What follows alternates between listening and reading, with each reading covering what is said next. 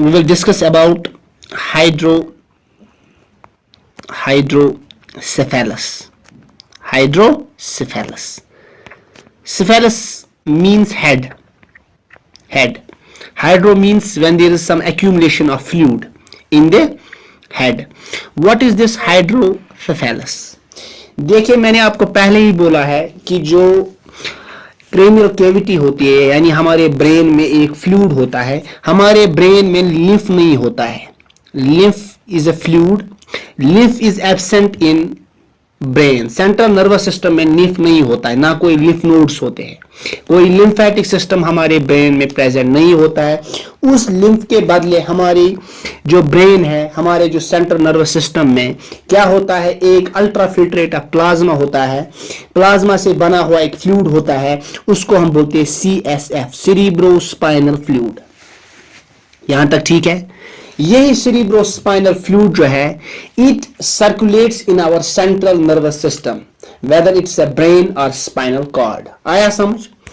अब इस CSF की जो इसका जो एडुकेट अमाउंट है, that's essential for the normal functioning of brain and spinal cord. यहां तक ठीक है.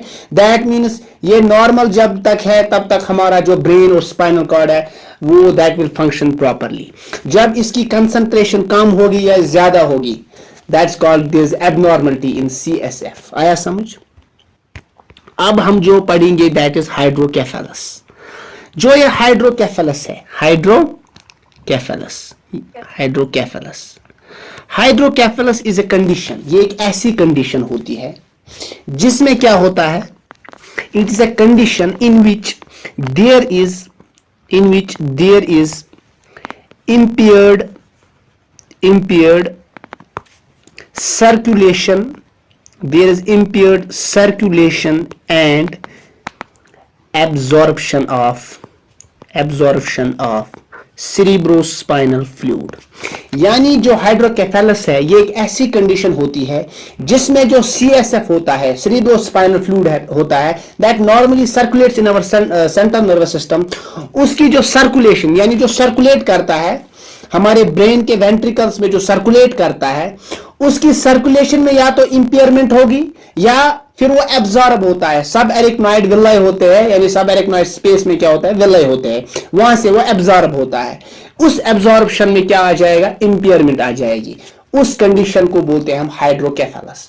मुझे बोलो आप, जब एक कोई चीज सर्कुलेट कर रही है, क्या कर रही है, सर्कुलेट. मुझे बोलो जब उस सर्कुलेशन में इंपेयरमेंट आ जाएगी. मुझे बोलो CSF जो है वो जमा हो जाएगा ज्यादा ब्रेन में. जब वो जमा ज्यादा हो जाएगा, CSF का प्रेशर इंक्रीज होगा कि डिक्रीज होगा, शाबाश. उससे फिर इंक्रीज इंट्राक्रैनियल प्रेशर हो जाता है. अब ये डिजीज पढ़ने से पहले इट इज नेसेसरी, हमें क्या करना है, हमें नॉर्मल जो पाथवे होता है, नॉर्मल जो सर्कुलेशन पाथवे होता है आप CSF वो सीखना है. वो जब तक आपको पता नहीं होगा तब तक ये डिजीज समझ नहीं आएगी. हम उसी तरीके से पहले थोड़ी सी एनाटॉमी और फिजियोलॉजी पे जाएंगे, किस तरह, कहां से ये CSF निकलता है, कहां से सर्कुलेट होता है और कहां से एब्जॉर्ब होता है. ठीक है, देखिए क्या होता है. यहां से आपकी जो एनाटॉमी, सेंट्रल नर्वस सिस्टम की जो एनाटॉमी है, उसमें भी कुछ क्वेश्चंस आ सकते हैं. देखिए क्या होता है. हमारे ब्रेन में 4 वेंट्रिकल्स होते हैं. कितने वेंट्रिकल्स होते हैं, 4 वेंट्रिकल्स. ये वेंट्रिकल्स क्या होते हैं, these are the small cavities जिन वेंट्रिकल्स में CSF प्रोड्यूस होता है. यानी इन वेंट्रिकल्स से क्या निकलता है, CSF निकलता है, सेरिब्रोस्पाइनल फ्लूइड. कितने वेंट्रिकल्स होते हैं हमारी ब्रेन में, 4 वेंट्रिकल्स. क्या क्या होते हैं, नंबर फर्स्ट 2 होते हैं लेटरल वेंट्रिकल्स. यानी they are lateral ventricles are 2 in number. और क्या होती है, third ventricle and fourth ventricle. Always remember, most of the CSF is produced by these 2 lateral ventricles. यानी 60 to 70% जो cerebrospinal fluid होता है वो कहां से निकलता है, वो निकलता है these lateral ventricles. Some amount also comes from these third ventricle and some from the fourth ventricle. अब यहां पे हम बनाएंगे कैसे निकलता है, कहां से निकलता है. देखिए if this is the first lateral ventricle, this is second lateral ventricle, ठीक है। ये एक वेंट्रिकल है, ये दूसरा वेंट्रिकल है, ठीक है।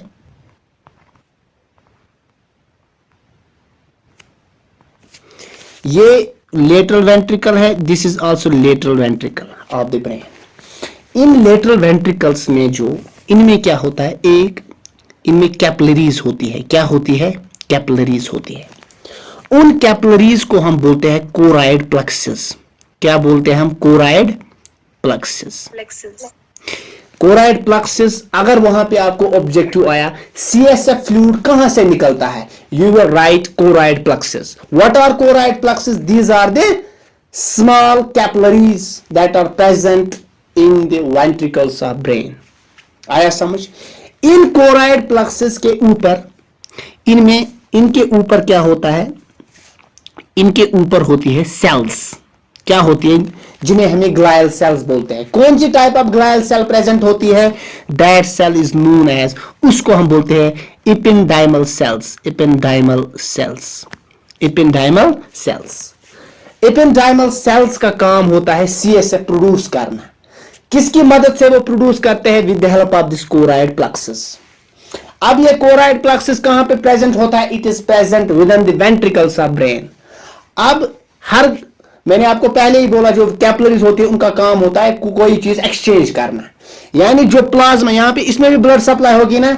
ब्लड सप्लाई में जो प्लाज्मा होता है विदाउट आरबीसीज, जो प्लाज्मा होता है वो फिल्ट्रेट होता है, उसी से सीएसएफ बनता है, सेरिब्रोस्पाइनल फ्लूइड बनता है।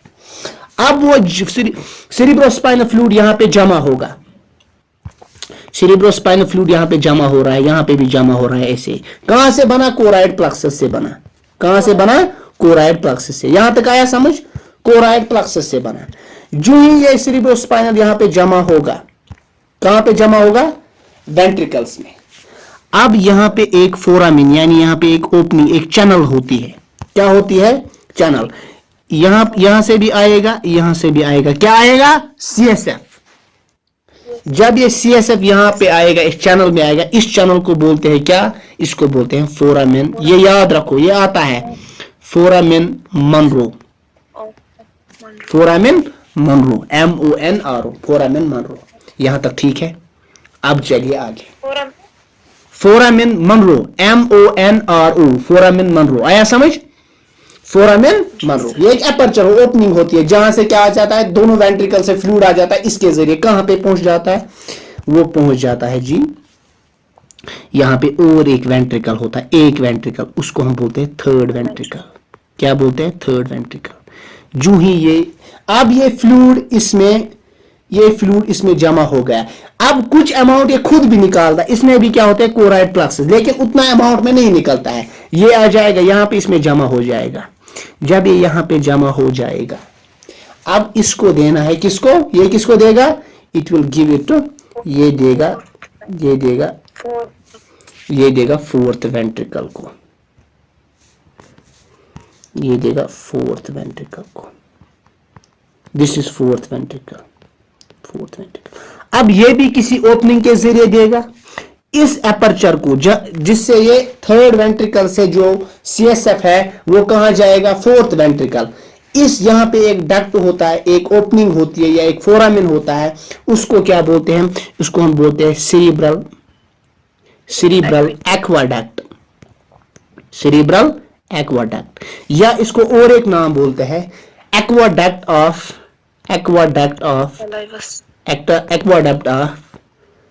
सिल्वियस। Aqueduct of Silvius. फिर से मैं रिपीट करूंगा। मैंने बोला सीएसएफ कहां से निकलता है? लेटरल वेंट्रिकल से निकलता है। वहां पे क्या होता है? Choroid plexus. That means CSF कहां से निकलता है? Choroid plexus. जब वेंट्रिकल से सीएसएफ निकला, वो कहां जाएगा? Third ventricle. किस फोरामिन के जरिए? उसको बोलते हैं फोरामिन ऑफ मनरो।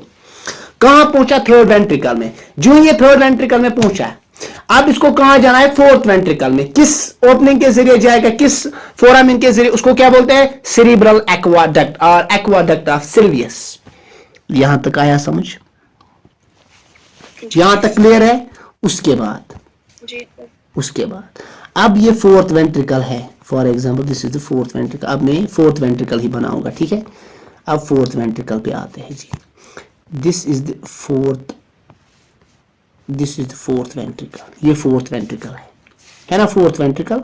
अब इसमें क्या है, CSF है। इस फोर्थ वेंट्रिकल में क्या होता है, इस फोर्थ वेंट्रिकल में 3 ओपनिंग्स होती है, 3 एपर्चर्स होते हैं। इसमें क्या होता है, 3 एपर्चर्स होते हैं। This aperture is middle one and these are the lateral ones, यानी छोटे छोटे क्या होते हैं, एपर्चर्स होते हैं, ओपनिंग्स होती है। यहां पे होती है जी, दिस इज द, यहां पे दिस इज सब एरिकनॉइड स्पेस, दिस इज सब एरिकनॉइड स्पेस। मुझे बोलो, मैंने आपको बोला सब एरिकनॉइड स्पेस कौन सी स्पेस होती है, this is space between arachnoid mater and pia mater. इसमें क्या सर्कुलेट करता है, CSF, यानी CSF को कहां पहुंचना है, सब एरिकनॉइड स्पेस में। अब किसके जरिए सब एरिकनॉइड स्पेस में, फोर्थ वेंट्रिकल से आएगा, three apertures. This is first aperture, this is second aperture, this is third aperture. यहां पे याद रखो, ये जो एपर्चर्स है, this one and this one, इन 2 एपर्चर्स यानी lateral apertures, this is middle one. ये जो लेटरल एपर्चर्स है, ये वाली और ये वाली जो एपर्चर है, इसको हम बोलते हैं foramen of Luschka, foramen of Luschka. इन दोनों को, अब कौन रह गई, मिडल वाली, ये वाली। इस एपर्चर को क्या बोलेंगे हम, इस एपर्चर को हम बोलते हैं foramen of Magendie, MEGENDIE, Magendie, foramen of Magendie. फिर से मैं ये रिपीट करूंगा सारा। पहले जल्दी मैंने बोला, पहले CSF कहां से निकलता है, लेटरल वेंट्रिकल से। कहां से, choroid plexus, choroid plexus are the capillaries. उसके बाद उस पे कौन सी सेल्स होती है, इपेंडाइमल सेल्स होती है। उसके बाद वहां से फ्लूइड ड्रेन होता है into the third ventricle through a foramen, that's called foramen of Murrow.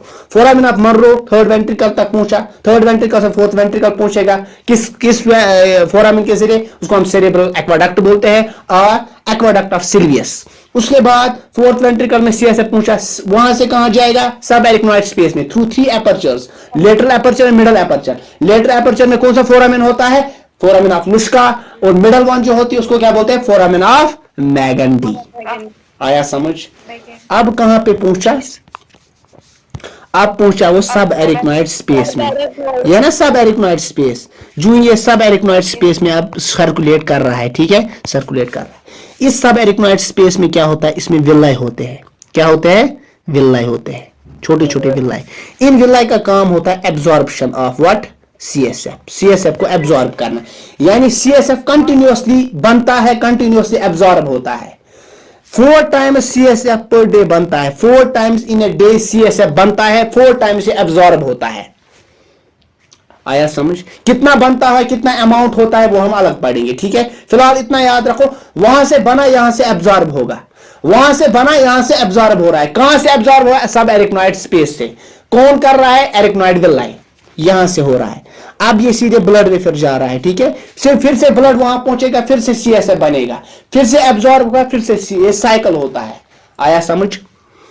अब hydrocephalus is a condition when there is problem or impairment in circulation। कहां से सर्कुलेट हो रहा है, सर्कुलेट होता है लेटरल वेंट्रिकल से लेकर सब एरिकनॉइड स्पेस तक। अगर लेटरल वेंट्रिकल से सब एरिकनॉइड स्पेस की सर्कुलेशन में कहीं प्रॉब्लम आ गई, that will lead to hydrocephalus. अगर वहां से सर्कुलेट अच्छे से हो रहा है, but these subarachnoid will are not absorbing the CSF, फिर से प्रॉब्लम होगी। उस प्रॉब्लम को क्या बोलेंगे, हाइड्रोकेफेलस। समझ आया,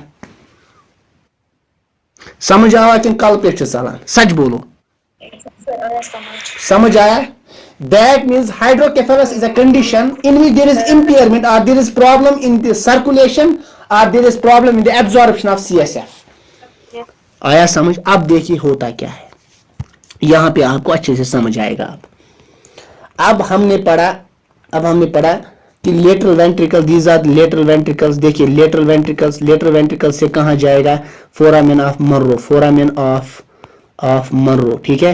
कहां जाएगा, थर्ड वेंट्रिकल में। थर्ड वेंट्रिकल से कहां जाएगा, किस cerebral aqueduct, cerebral aqueduct, cerebral aqueduct, aqueduct of Sylvius कहां से जाएगा?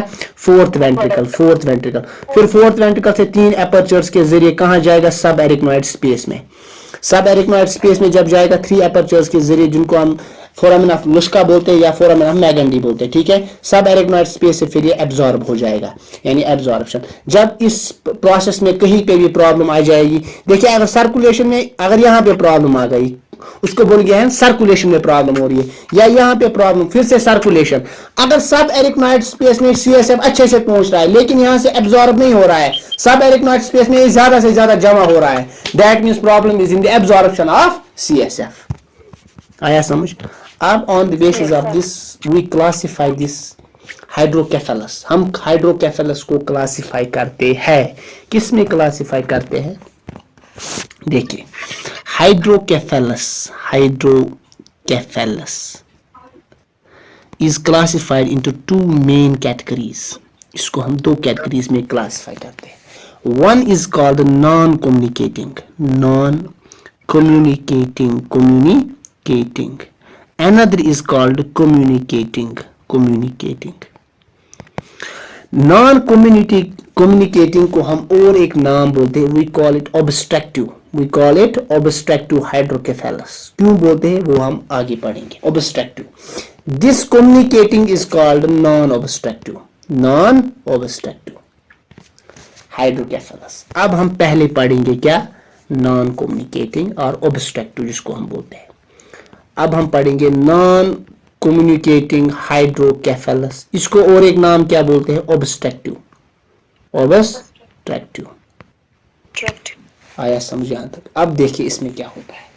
इसमें क्या होता है, सीएसएफ अच्छे से प्रोड्यूस हो रहा है, सीएसएफ अच्छे से प्रोड्यूस हो रहा है, लेकिन there is obstruction in the circulation, there is obstruction in non-communicating or obstructive type of hydrocephalus. What is there? There is obstruction in circulation of what? CSF. यानी there is no problem in the absorption but there is problem in the circulation. यानी CSF produce हो रहा है लेकिन उसको कहां पहुंचना है? उसको पहुंचना है सब एरिकनॉइड स्पेस में, लेकिन there is obstruction in between, जिससे क्या है? CSF सब एरिकनॉइड स्पेस में नहीं पहुंच रहा है। उस टाइप ऑफ हाइड्रोकेफेलस को हम बोलते हैं non communicating obstructive type of hydrocephalus. और हमेशा याद रखना यहां पे पॉइंट, नॉन कम्युनिकेटिंग और obstructive type of hydrocephalus is more common. This is the commonest type of hydrocephalus in children में जो मोस्ट कॉमन होता है वो कौन सा होता है? when there is problem in the circulation of CSF. समझ आया यहां पे? यहां तक आया समझ? अब देखिए समझ आया वहां किन कालपिट सालान पोजी शुआ वना किन अख्ती शुआ वना। देखिए ये लेटरल वेंट्रिकल है for, this is the lateral ventricle. Lateral ventricle से कहां पहुंचेगा? Third ventricle. थर्ड वेंट्रिकल से कहां पहुंचेगा? Fourth ventricle. फोर्थ वेंट्रिकल से कहां पहुंचेगा? सब एरिकनॉइड स्पेस में, ठीक है, सब एरिकनॉइड स्पेस में। यहां पे क्या है? यहां पे फोरामेन ऑफ मनरो है। यहां पे क्या है? सेरिब्रल एक्वाडक्ट है या aqueduct of Sylvius, aqueduct of Sylvius. अब यहां पे क्या है? Foramen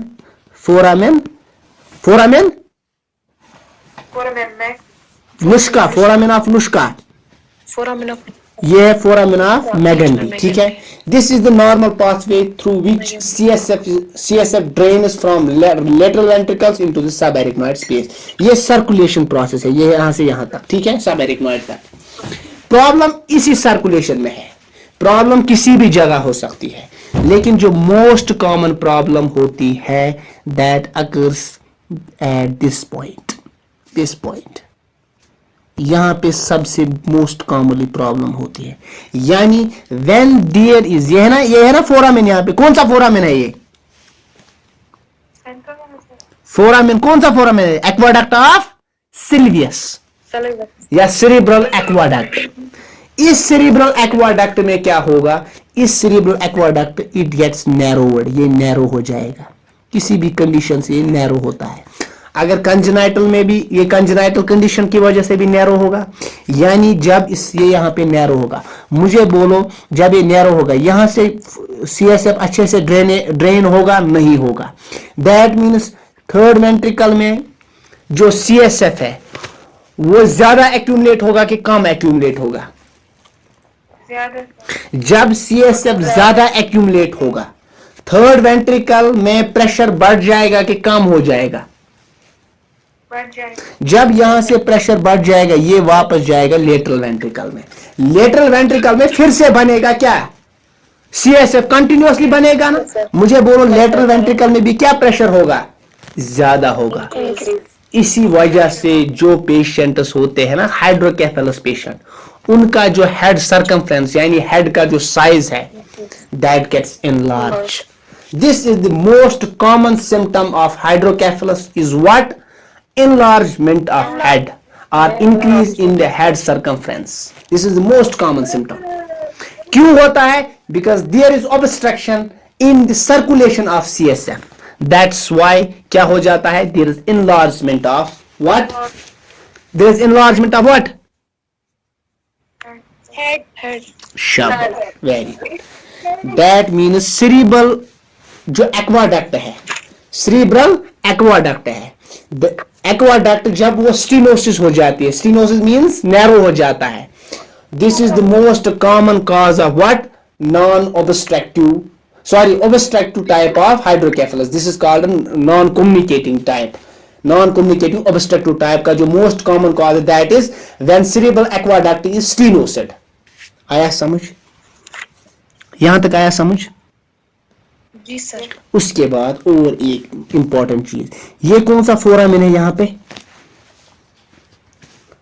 foramen of Luschka. शब, ये भी फोरामिन ऑफ लुश्का। एक डिसऑर्डर होता है, क्या होता है? एक डिसऑर्डर जिसकी वजह से जो ये फोरामिन ऑफ लुश्का है ना, ये फोरामिन ऑफ लुश्का नैरो हो जाता है, ये बंद हो जाता है, या तो नैरो होगा या तो बंद होगा। उस कंडीशन को, वो एक कंजेनाइटल कंडीशन होती है, उस कंडीशन को बोलते हैं हम डैंडी वॉकर सिंड्रोम। क्या बोलते हैं हम? ये क्वेश्चन आया था जेके एसएसबी में, dandy walker syndrome. Dandy walker syndrome. Dandy walker syndrome में क्या होता है? Dandy walker syndrome is a type of syndrome in which there occurs the obstruction of foramen luschka or foramen magendi. Foramen Luschka या foramen Magendie में, यानी ये तीन apertures होते हैं ना फोर्थ वेंट्रिकल में, जहां से सीएसएफ ड्रेन होता है into subarachnoid space. When obstruction occurs in these three apertures, this type of condition is known as Dandy-Walker syndrome. Dandy-Walker syndrome. यहां तक आया समझ? यानी डैंडी वॉकर सिंड्रोम में ऑब्स्ट्रक्ट, जब ये एपर्चर्स बंद हो गई, मुझे बोलो सब एरिकनॉइड स्पेस में सीएसएफ होगा? नहीं होगा। ये सीएसएफ कहां पे एक्यूमुलेट हो जाएगा? एक्सेस फॉर्म में वेंट्रिकल सब ब्रेन। जब वेंट्रिकल सब ब्रेन में सीएसएफ एक्यूमुलेट होगा, मुझे बोलो हेड का साइज इंक्रीज होगा कि डिक्रीज होगा? इंक्रीज हो जाएगा, जिसकी वजह से इनलार्जमेंट ऑफ हेड हो जाएगी। अम सुन हेड सु गछ वारिया बोड। आया समझ? यहां तक आया समझ? क्लियर है यहां तक? हाँ। और एक कंडीशन भी हो सकती है जिसकी वजह से ये हो सकता है। मुझे बोलो अगर इस फोरामिन ऑफ मनरो जो है यहां पे ट्यूमर हो गया, क्या हो गया? ट्यूमर हो गया। क्या हो गया? ट्यूमर। उस ट्यूमर की वजह से भी ऑब्स्ट्रक्शन हो सकती है ना? दैट मीन्स इंट्राक्रेनियल ट्यूमर जो है ना, that are also the causes of what? That are also the cause of non-communicating obstructive type of hydrocephalus. पहला क्या था? पहला था सिल्वियस जो है था, एक्वाडक्ट ऑफ सिल्वियस जो है उसमें स्टीनोसिस होगी। सेकंड क्या था? Dandy walker syndrome. थर्ड क्या है? Tumour. These are the common conditions जिनसे क्या हो सकता है? जिनसे हो सकती है non-communicating but obstructive type of hydrocephalus. यहां तक आया समझ? जी सर। उसके बाद जी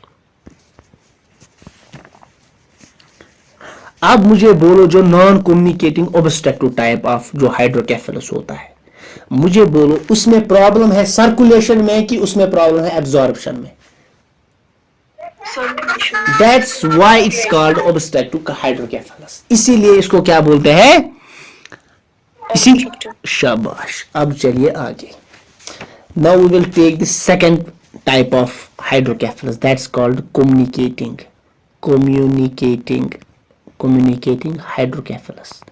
hydrocephalus. इसको और एक नाम क्या बोलते हैं? Non obstructive hydrocephalus.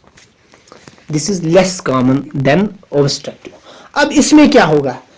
जो CSF है वो नॉर्मली सर्कुलेट कर रहा है, यानी सर्कुलेशन में अब प्रॉब्लम नहीं है. There is problem in the absorption of CSF. यानी CSF अच्छे से क्या हो रहा है? CSF अच्छे से प्रोड्यूस हो रहा है. CSF क्या हो रहा है? अच्छे से सर्कुलेट हो रहा है.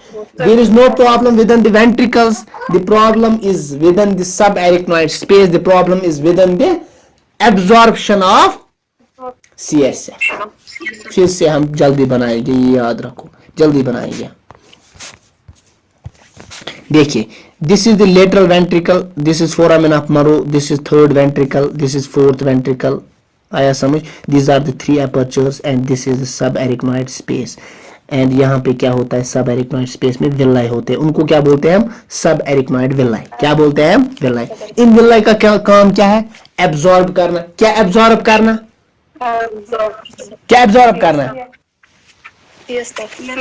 शाबाश. अब जो ये सब एरिकनॉइड स्पेस है, फॉर एग्जांपल सब एरिकनॉइड, यहाँ ऊपर क्या है? देखिए, ऊपर जो सब एरिकनॉइड का स्पेस, ये जो ऊपर क्या है, इसके नीचे क्या है? ऊपर है क्या? ऊपर है एरिकनॉइड मैटर. ठीक है. नीचे क्या है? पेया मैटर. ये जो बीच वाली स्पेस है, ये क्या है? सब एरिकनॉइड स्पेस. इसी में है क्या? इसी में है CSF. अब अगर कोई अब इस सब एरिकनॉइड स्पेस में क्या है? इसमें विल्ला है. यहाँ पे भी विल्ला है, यहाँ पे भी विल्ला है. देखिए, यहाँ पे भी विल्ला है, यहाँ पे भी विल्ला है, यहाँ पे भी विल्ला है. विल्ला के बीच में क्या है? CSF सर्कुलेट कर रहा है. ठीक है. पेया मैटर में क्या है? ये हाईली वेस्कुलर होता है. इसमें ब्लड वेसल्स, बहुत ज्यादा ब्लड वेसल्स होती है. अब आपने टर्म एक सुनी होगी, सब एरिकनॉइड हेमरेज. इन सब वो ब्रेन हेमरेज ना, कशर पे इसको ब्रेन हेमरेज, या हाइपरटेंशन की वजह से इसको ब्रेन हेमरेज हो गया. हाइपरटेंशन की वजह से कैसे होता है? इसमें जो ब्लड वेसल्स होते हैं ना, तुम बर्स्ट गसा. अब मुझे बोलो, अब इसमें फॉर एग्जांपल यहाँ पे ये ब्लड वेसल है, यहाँ पे ये ब्लड वेसल है. ठीक है. ये ब्लड, अब ये बर्स्ट हो गई. मुझे बोलो, जब ब्लड वेसल बर्स्ट होगी, वहां से क्या निकलेगा? क्या निकलेगा? ब्लड. जब यहां से ब्लड निकलेगा, वो ब्लड कहां पे जाएगा? इस वेलाई को बंद कर देगा. जब ब्लड इसमें वेसल में से बाहर निकलेगा, मुझे बोलो वो क्या बनाता है? वो क्लॉट हो जाता है. जब वो यहां पे क्लॉट बनाएगा, मुझे बोलो विलाई जो है, एरिकनॉइड विलाई है, are they able to absorb the CSF? They are not able to absorb. Why? Because वहां पे ब्लड आ गया. Blood will cause interference in the absorption of CSF. आया समझ? अब मुझे बोलो, वहां से अच्छे से आ रहा था क्या? CSF. लेकिन प्रॉब्लम कहां हुई? अब absorption.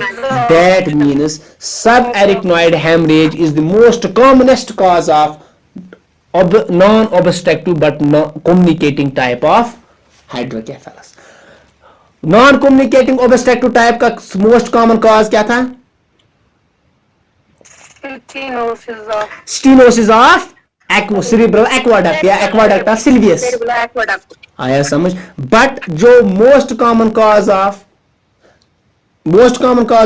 communicating but non-obstructive का most common cause क्या है? subarachnoid hemorrhage.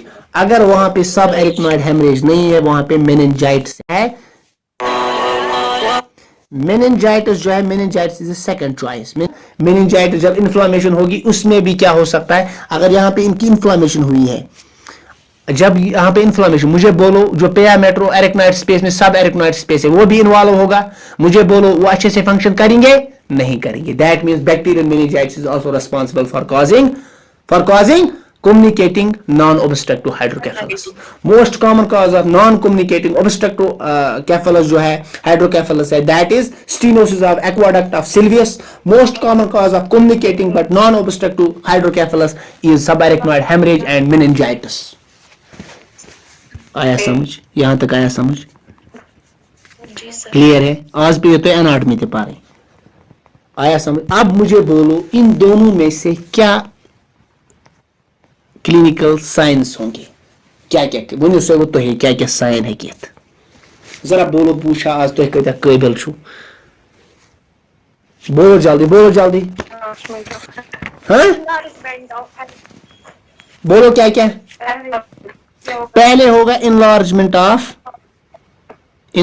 ऑफ स्कल यानी स्कल जो है सर का जो साइज है वो बढ़ जाएगा और इस बच्चे में स्यूचर्स होते हैं बोन्स ऑफ स्कल वो स्यूचर्स क्या हो जाएंगे वो वाइडली सेपरेटेड हो जाएंगे वो सेपरेट हो जाएंगे तम गसन फ्यूज कि वो तम गसन दूरन यानी कशर पट आया समझ यानी वाइडली सेपरेट हो जाएंगे और हो गए दो साइंस और there will be delayed closure of fontanelle जो फोंटेनल होते हैं ना फोंटेनल छुबा कत छ वनान यथ ताल कशर पट वनान तम गसन जल्दी बंद कि क्या स्विचर्स आर वाइडली सेपरेटेड जब वो स्विचर्स वाइडली सेपरेट होंगे ताल मा गस बंद तुम कित गए सेपरेट बिकॉज ऑफ हाइड्रोकेफेलस यानी सर का साइज इंक्रीज हो गया और इनमें एक साइन होता है दैट्स कॉल्ड मेसिवान साइन ये याद रखो ये पॉइंट याद रखो इंपॉर्टेंट पॉइंट मेसिवान साइन अब ये Macewen sign what is this मेसी वहां पे क्वेश्चन आता है Macewen sign is seen in which condition you will write hydrocephalus this Macewen sign is also called crackpot sign why it is called crackpot sign देखिए क्या होता है यम सातन for example ये एक इन्फेंट का सर है ठीक है अगर ये थोड़ा परकस करो ना यानी टैप करो जितना दिमोस टास दिमोस जब यम सात टास एमस दिमो ना कलस अत बास इत कन जन क्रैकड पॉट नेरा अस बास खाली ड्रम शोश तुम नार तिम अख इत टास उंगजि सत कुछ साउंड नेर निकलेगा ना cracked like sound that's why this Macewen sign is called cracked pot sign या क्रैक पॉट साइन बोलते हैं क्योंकि जब जो इन्फेंट का सर उसको हम परकस करते हैं वहां से क्रैकेड पॉट लाइक साउंड निकलता है this sign is known as what इसको हम क्या बोलते हैं मेसिवान साइन और एक साइन होता है दैट इज सनसेट साइन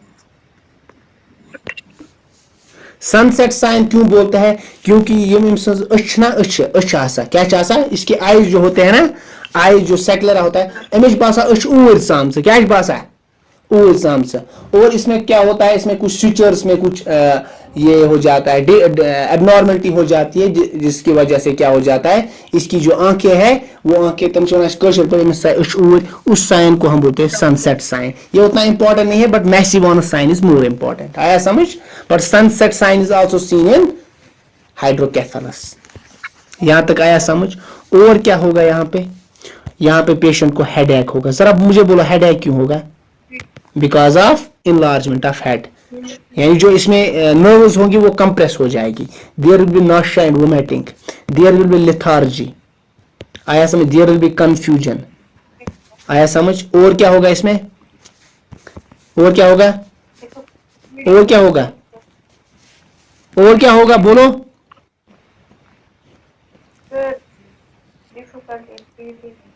हाँ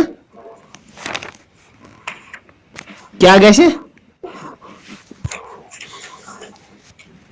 इरिटेबिलिटी भी हाँ इरिटेबल और इसमें क्या होगा there will be increase intracranial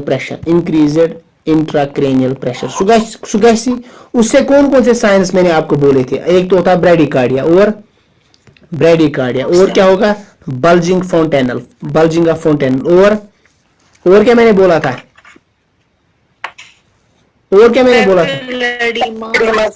पैप्लिडीमा very good पैप्लिडीमा और Bleaching of mental ability. जी क्या? Loss of consciousness. Very good, loss of con, these are the signs of Elevation of increased intracranial pressure. आया समझ यहां तक?